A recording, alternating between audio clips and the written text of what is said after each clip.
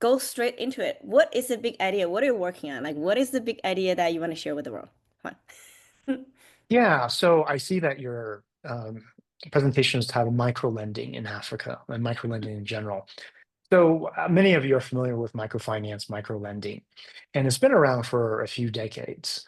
And the idea is that the poor are bankable, and in fact, it serves them better.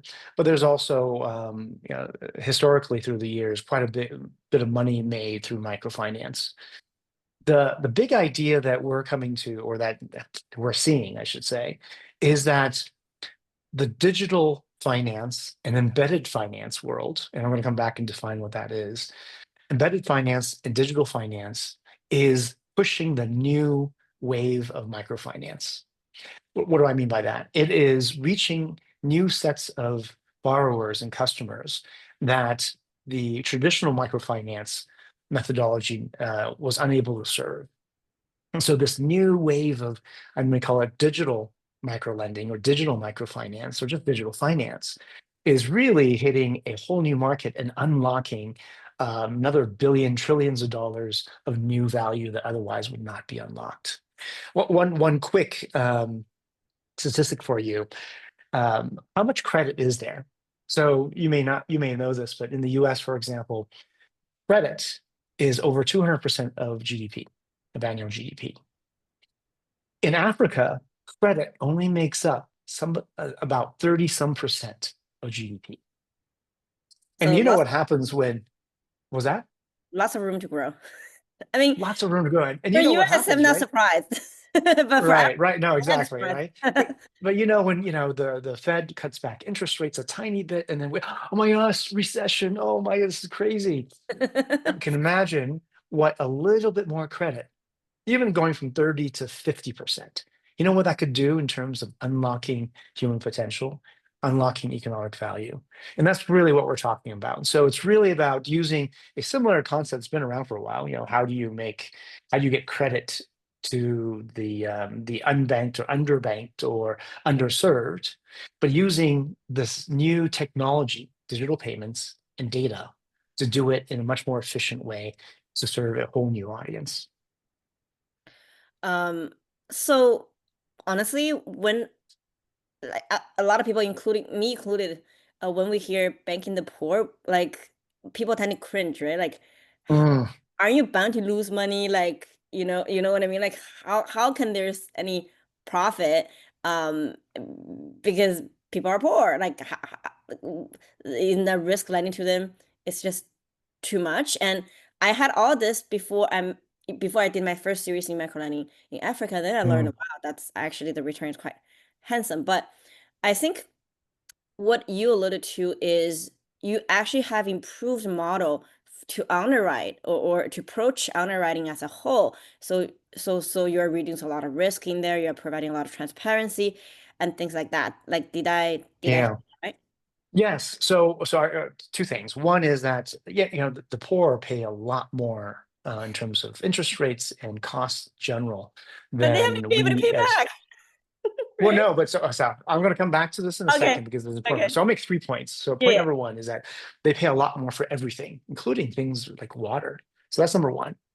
Hmm. Number two is that first of all, we haven't invented anything in the sense that it's what the market is doing. So the market is basically using this technology or using technology, digital payments, mobile money, and digitization, the fact that everything's on mobile phones to change how they do underwriting and to really reach new people.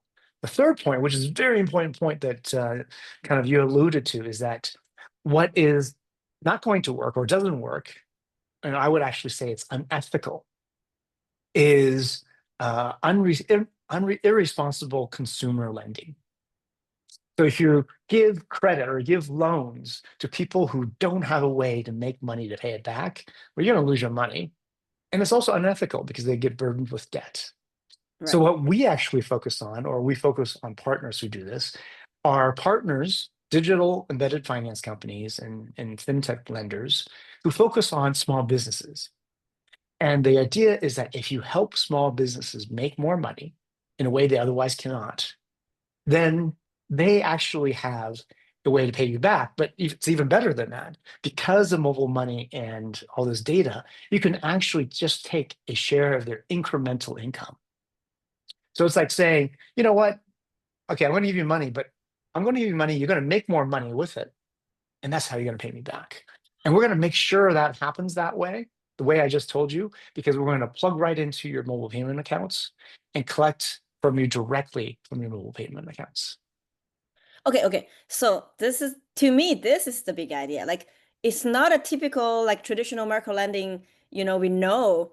Um, what it seems, what I'm hearing is that you actually have a new way of collecting data from different places so you can get the source of data. So you actually can tell who you should lend to, so the risk are minimum. And these people are local entrepreneurs who actually are productive. So they can make more money. They increase the productivity. They can make more money from borrowing money from you guys. So they make money and you make money and they get elevated in life and you get a profit. That's the Yeah, no, that's right. That's right. And I wanted to actually, because we're still talking about the big idea, so I'm going to just stay on the big idea side here. The phenomenon is really, it's not just confined to Africa or emerging markets or even poor markets, but the phenomenon is actually a very interesting one that's come because of the digital age. It's basically saying, okay, well, in the past, the way you get financing, quote unquote, is you borrow money and you do something with that money. Well, what's been happening is that more and more people saying, well, maybe you don't need to give money. Why don't we just give them the resources to make money instead? Why don't we give them services that help them make money? Okay, so you're like, what the hell are you talking about? Let yeah, me give you a yeah, very, very specific example that everybody I know on this call will understand. Cloud computing. What? What are you talking about? What is that? It's cloud computing. I would say it's embedded finance.